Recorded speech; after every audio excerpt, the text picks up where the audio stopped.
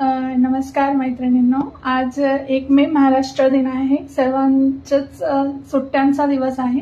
तर आज आपण एक नाश्त्याचा छानसा प्रकार बघूया.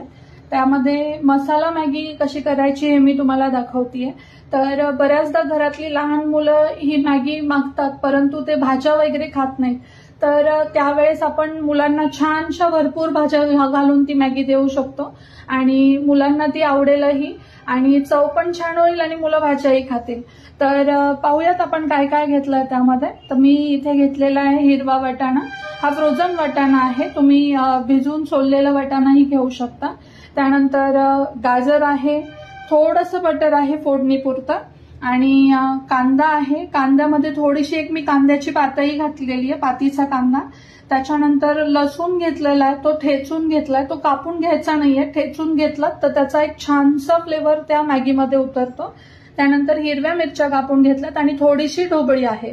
तर या भाज्या पुरेशा आहेत. टोमॅटो हा मी स्किप केला, पण तुम्हाला आवडत असेल तर तुम्ही घेऊ शकता.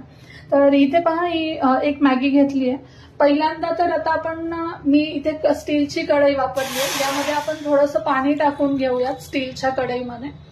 तर इथे मी स्टीलची कढई, कधीही कुठलंही भांड तुम्ही घेताना थोडंसं त्यामध्ये पाणी टाका. इथे बघा थोडंसं ते पांढरट होईल.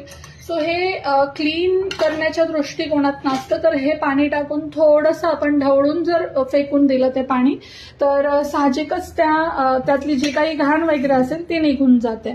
आता आपण ही कढई इथे पुन्हा एकदा ठेवूयात आणि तिथून पुढच्या प्रोसेसला आता आपण सुरुवात करूया.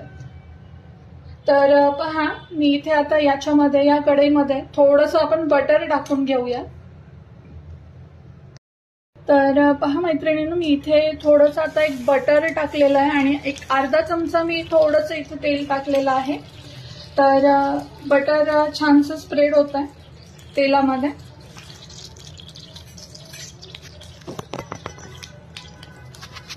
हे आपण छान प्रकारे असं ढवळून घेऊया. शक्यतो स्टीलची भांडी वापरणं हे अत्यंत छान मानलं जातं. स्टीलच्या भांड्यांमध्ये स्पेशली तुम्ही मॅगी वगैरे असे पदार्थ केलेत किंवा एखादी भाजी केली तर त्याची चवही आहे तशी राहते. आणि आता मी यामध्ये एक छानसा लसूण आणि मिरची टाकलेली आहे, तुम्ही बघू शकता. ही मिरची आणि लसूण हलकासा आपल्याला लाल करायचा नाहीये, तो थोडासा फ्लेवर त्यामध्ये उतरला पाहिजे. लसूण हा पचनासाठी खूप छान असतो आणि हिरवी मिरचीने एक अत्यंत सुंदर अशी चव या मॅगीला येते.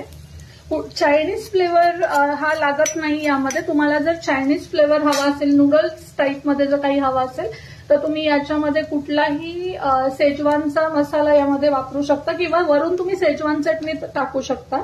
त्याने तुम्हाला छानसा एक चायनीजचा फ्लेवर येणार आहे. तर यामध्ये आता मी टाकतेय कांद्याची पात आणि थोडासा कांदा आपण टाकून घेतला इथे.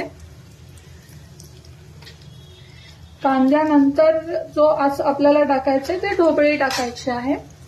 हे पहा, मी कापून घेतलेली सिमला मिरची इथे टाकलेली आहे. सगळ्या भाज्यांना आपल्याला खूप जास्त फ्राय करायचा नाहीये, त्यांचा रॉनेस त्यामध्ये आला पाहिजे, ती टेस्ट आली पाहिजे. गाजर हे खरं तर खूप गुणकारी आहे, आपल्या डेलीच्या जेवणात असायला पाहिजे. आपण सध्या बरेचसे सोशल मीडियावर व्हिडिओ बघतोय की गाजरामुळे डोळे छान राहतात, त्याच्यानंतर तुम्हाला कॅन्सरच्या पेशी वगैरे ज्या काही शरीरामध्ये निर्माण होतात त्यालाही गाजरानं विरोध होतो.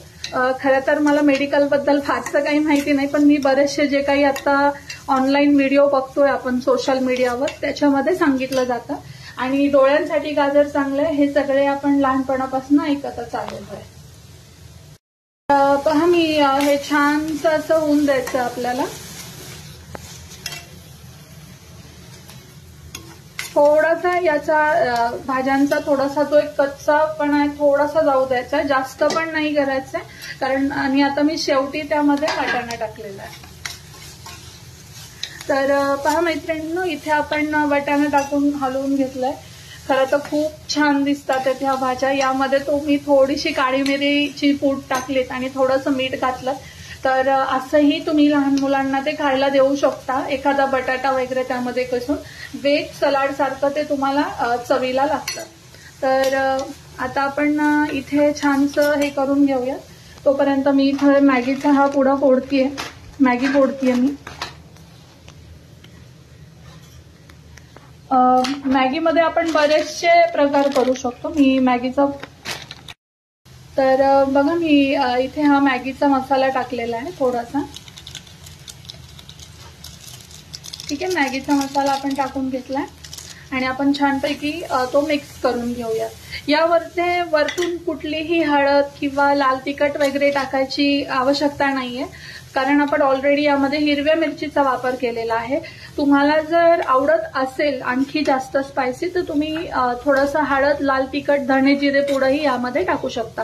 पण मी टाकलेली नाहीये, कारण खूप पण मसाला त्यापेक्षा ही त्याची जी आहे ती चव आहे ती अत्यंत छान लागते. आता आपण यामध्ये पाणी घालूया. सो पाण्याला एक छान बघा मस्त उकळी आलेली आहे आणि एक व्हेजिटेबल सूपचा फ्लेवर या मॅगीच्या ह्याला येतो. मॅगीच्या आपल्या ज्या काही सूपला येतो आणि खूप सुंदर लागतं. बघा मस्त कसं खळाखळा उकळतात आहे. आता आपण काय करूया की हे थोडंसं पाणी हे आटत आलं की तुम्हाला जर सूप जास्त पाहिजे असेल तर तुम्ही पाण्याचं प्रमाण जास्ती ठेवा आणि जर तुम्हाला सूपचं प्रमाण कमी हवं असेल तर तुम्ही थोडंसं पाणी आटू द्यात आणि त्यानंतर त्यामध्ये मॅगी घाला. तर आता मी थोडंसं आटून देणार आहे, कारण मला थोडीशी थिक आवडते मॅगी. मला फारसं त्यामध्ये पाणी पाणी आवडत नाही. तर आता आपण हे होऊन दिलं. मैत्रिणींनो, तुम्हाला एक टिप सांगायची होती. याच पद्धतीनं तुम्ही उपीटही करू शकता. तुम्ही रवा भाजल्यानंतर ही अखंड प्रोसेस फॉलो करून त्यामध्ये फक्त जर तुम्ही आता रवा घातलात आणि वरून मीठ घातलं तर अत्यंत सुंदर असा एक व्हेज उपमा तयार होतो. त्याची एक वेगळी रेसिपी मी लवकरच टाकेल. तर आपण बघूयात आता पाणी कितपत आटलेलं आहे. ठीक आहे, पाणी बऱ्यापैकी आटलेलं आहे. बघा यामध्ये भाज्या किती छान अशा टेक्स्चर धरतात. तर आता आपण याच्यामध्ये मॅगी टाकूया. आता मी ही मॅगी यामध्ये टाकलेली आहे.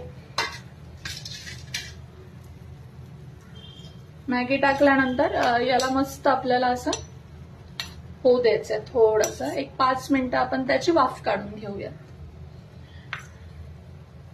बघा किती सुंदर दिसतंय. तर थोडीशी वाफ येऊ दे. मी आता गॅस थोडासा कमी करते इथे. तर बघा मॅगी मस्त झाली आहे. आता मी इथून थोडासा आणखी एक इथे मॅगी मसाला टाकतेय. त्याने काय होतं, एक छान अशी चव येते या मॅगीला आणि चटचटीत लागते ही. बघा एक छोटीशी पुडी मी आणखी जो मसाला आहे मॅजिक असतो ना मॅगीचा, तो मी यामध्ये टाकलेला आहे. तर आपण आता ही थोडीशी हलवून घेऊया. बघा केवढा मस्त रंग आलाय. मी थोडी ड्रायच केलेली आहे. मला ड्राय खायला फार आवडते. तर वाफ बसतीये. तर बघा मी मस्त असं इथं मॅगी केलेली आहे. आता आपण ही मॅगी सर्व करूया.